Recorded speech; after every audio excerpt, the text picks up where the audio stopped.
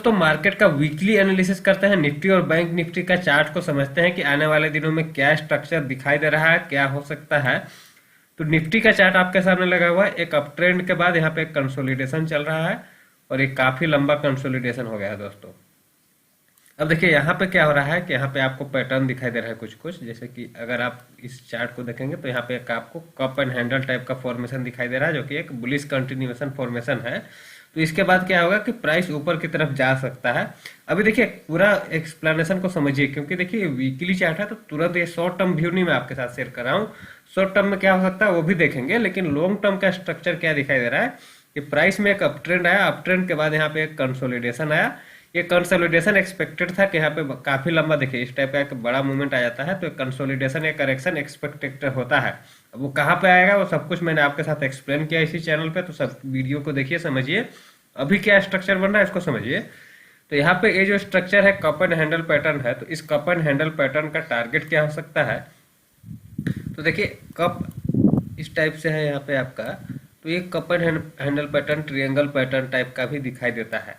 इस चीज को आपको समझना है कि अगर नीचे का भी ब्रेक डाउन आता है तो मूवमेंट यहाँ के बाद आएगा, लेकिन इसके लिए अभी हम ट्रेड नहीं कर सकते हैं। अभी हमारे पास वीकली चार्ट में काफी बड़ा यहाँ पे जोन पेंडिंग है, इसको हम डेली चार्ट में समझेंगे। लेकिन वीकली चार्ट में अब मार्केट एक रेजिस्टेंस पे आ गया है, ये चीज यहाँ पे क्लियर दिखाई दे रहा है, और रेजिस्टेंस पे जो है ये सेलिंग के सिग्नल बन रहे हैं।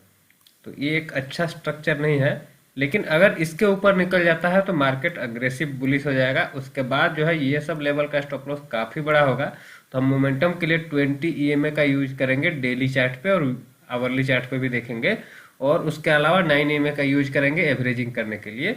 तो ये स्ट्रैटेजी होनी चाहिए। अगर हम इसके ऊपर का ब्रेकआउट को देखते हैं तो नीचे की तरफ आता है तो ऑप्शन सेलिंग के जरिए हम ऊपर के कॉल्स को सेल करके इसमें हम अच्छे प्रॉफिट बना सकते हैं, क्योंकि देखिए नीचे की तरफ आएगा तो एक स्ट्रेट मूवमेंट नहीं आएगा, क्योंकि हमें काफी सपोर्ट यहाँ पे है, ठीक है।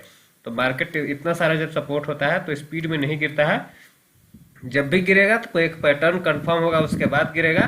तो कोई भी पैटर्न यहाँ पे अभी कंफर्म नहीं हो रहा, ऊपर का पैटर्न कंफर्म होने की कोशिश हो रहा है, नीचे का भी लेवल काफी अच्छा बचा हुआ है। तो ये सब लेवल पे भी आता है तो एक बाइंग का ही अपॉर्चुनिटी होगा।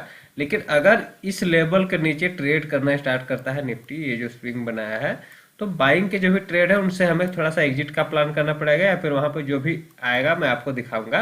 लेकिन अभी ये मार्केट जो है धीरे धीरे जो बाइंग में चल रहा था, ये बाइंग वाला ही मार्केट है। शॉर्ट टर्म में थोड़ा सा करेक्शन हो सकता है, क्योंकि देखिए ये जो 20 ईएमए है ना, ब्रेकआउट के टाइम काफी दूर है, तो इसको ब्रेकआउट के टाइम में नजदीक में होना चाहिए इसके। अगर देखिए ये जो ईएमए है 20 ईएमए, ये यहाँ नहीं रह के अगर इस जोन आसपास में रहता ना तो अग्रेसिव बाइंग यहाँ पे बनती। लेकिन यहाँ पे थोड़ा सा दूर है, तो हो सकता है कि प्राइस एक बार इसको टेस्ट करना है, उसके बाद टाइम पास करके निकले। तो जो भी होगा यहाँ पे मैं आपके साथ शेयर करूंगा। अभी मार्केट रेजिस्टेंस पे है, और ये जो है पूरा मूवमेंट हमने यहाँ से नीचे से ऊपर तक कैप्चर कर लिया है। तो थोड़ा सा वेट भी करेंगे, या जो बाय किया है उस क्वांटिटी को ट्रेल करते रहेंगे तब भी चलेगा। अभी हमारे पास यहाँ पे कोई बाइंग का अग्रेसिव सिग्नल नहीं आ रहा है, जब ऊपर ब्रेकआउट दे देगा तब करेंगे। क्योंकि देखिए क्या होता है कि ये जो पैटर्न है काफी लंबा एक पैटर्न बना है और काफी बड़ा कंसोलिडेशन हुआ है। हमारा एक्सपेक्टेशन था कि यहाँ से ही मार्केट स्पीड में निकल जाएगा, लेकिन देखिए यहाँ के बाद मैंने आपके साथ व्यू शेयर किया कि अब मार्केट नहीं निकलने पा रहा है। जो भी लॉजिक था उस टाइम बताया था।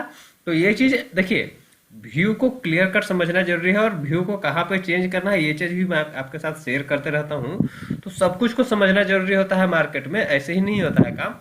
तो जब यहाँ पे एक पैटर्न बना हुआ है, ये जो पैटर्न है अप ट्रेंड के बाद बुलिश कंटिन्यूएशन पैटर्न बना हुआ है, तो इसके अकॉर्डिंग टारगेट बड़ा बन रहा है। टारगेट ऑलरेडी मैंने आपके साथ शेयर किया है, आप भी आसानी से निकाल सकते हैं। बहुत ही सिंपल तरीका होता है। इस हाई और इस लो और इस हाई को आप नाप लीजिए। इसके बाद ये जो पूरा होगा ये ऊपर की तरफ टारगेट होगा। स्टॉप लॉस काफी बड़ा होता है यहाँ तक, तो हम मोमेंटम के लिए अगर ट्रेड लेते हैं तो 20 ईएमए का स्टॉप लॉस रख सकते हैं, या फिर यहाँ पे एक ब्रेकआउट जो भी कैंडल बनेगा उस ब्रेकआउट कैंडल का लो का भी स्टॉप लॉस रखा जा सकता है। तो एक अलग सिनारियो होता है। अगर यहाँ पे गैप से ऊपर खुल के अगर ऊपर की तरफ जाने लगता है तो गैप का स्टॉप लॉस हो जाता है।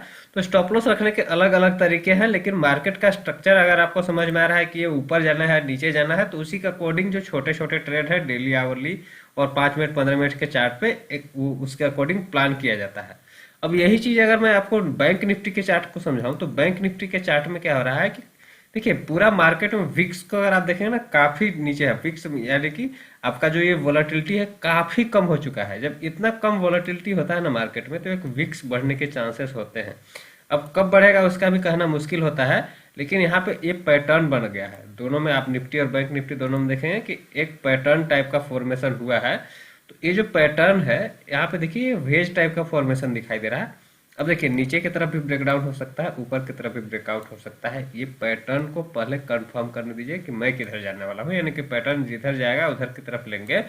ट्रेड अभी मार्केट में अग्रेसिव नहीं बन रहा है, इसलिए मैं बहुत सारे वीडियोस बना के आपके साथ शेयर नहीं कर रहा हूँ। कई लोग कहते हैं कि बड़ा ब्रेकआउट हो गया, ब्रेकडाउन हो गया।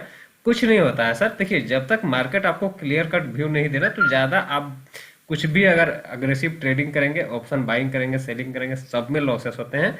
आप उसको समझिए, जब आपको एक सही मौका मिलेगा मार्केट उस टाइम जैकपॉट देगा, और बाकी छोटे छोटे आपको ट्रेड मैनेज करके ट्रेड करने होते हैं, यही चीज़ होती है। बाकी अगर आप बड़े बड़े ट्रेड लेना चाहते हैं तो इसके लिए मैंने आपके साथ बहुत सारे ट्रेड शेयर किए हैं और आने वाले दिनों में भी शेयर करूंगा।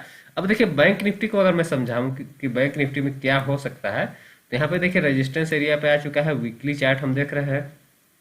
तो यहाँ से थोड़ा सा ये अगर डिप आता है तो भी अच्छी बात है, ऐसे व्यू बुलिश ही है। लेकिन अगर डिप आता है तो दोनों में, डिप में निफ्टी बैंक निफ्टी में बाइंग की ही अपॉर्चुनिटी दिखाई दे रहा है। जब तक कि कोई पैटर्न का, अगर ये पैटर्न का ब्रेकडाउन नीचे की तरफ भी होता है तो बहुत सारे सपोर्ट है, तो उतना स्पीड में नहीं गिरेगा। और फिर जब गिरने लगेगा तो उस टाइम भी मैं आपके साथ शेयर करूंगा। अभी तुरंत नहीं गिर रहा है तो इस चीज का ध्यान रखिए।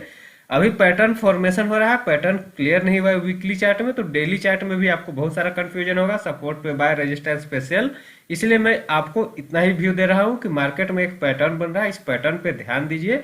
और पैटर्न का जिधर भी टारगेट होगा, ब्रेकआउट होगा, उसके अकॉर्डिंग हम अग्रेसिव ट्रेड लेंगे और जबरदस्त प्रॉफिट बनाने की कोशिश करेंगे। डिस्क्लेमर यह है कि ये वीडियो एजुकेशनल पर्पज से बनाया गया है। कोई भी ट्रेड या इन्वेस्ट लेने से पहले अपने फाइनेंशियल एडवाइजर से जरूर सलाह